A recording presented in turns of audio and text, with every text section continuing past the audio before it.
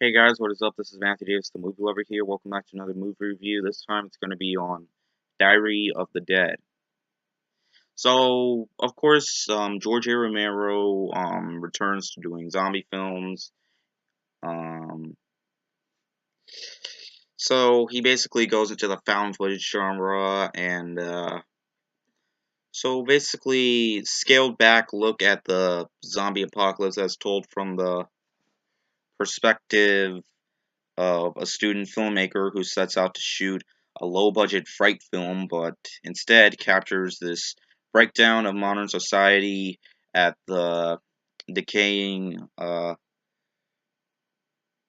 hands of flesh eating ghouls. Um,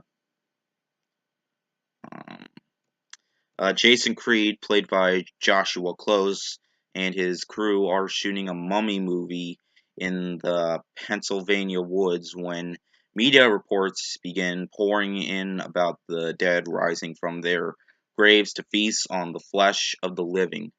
While self centered star Ridley, played by Philip Riccio, uh, beats a hasty a retreat to his family's uh, forfeited or fortified mansion halfway across the state. The remaining cast and crew are forced to fight to their lives despite having no weapons to speak of and only a wobbly recreation vehicle in which to seek shelter, immediately recognizing the gravity of the situation and outspokenly skeptical of the media, determined director Creed decides to use his own camera to capture the real story in a documentary entitled The Death of Death.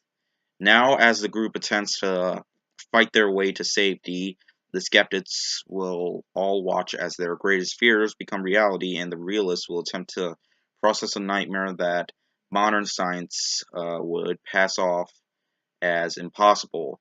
Now, I can say I kind of like this a little bit more than Land of the Dead. I think my camera's.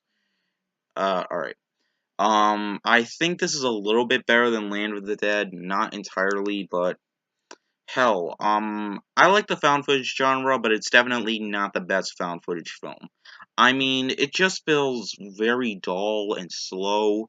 Most of the time, it just feels boring, and, I mean, the gore effects do work really well. I mean, George A. Romero's basically good at making the zombie genre and using very good gore effects.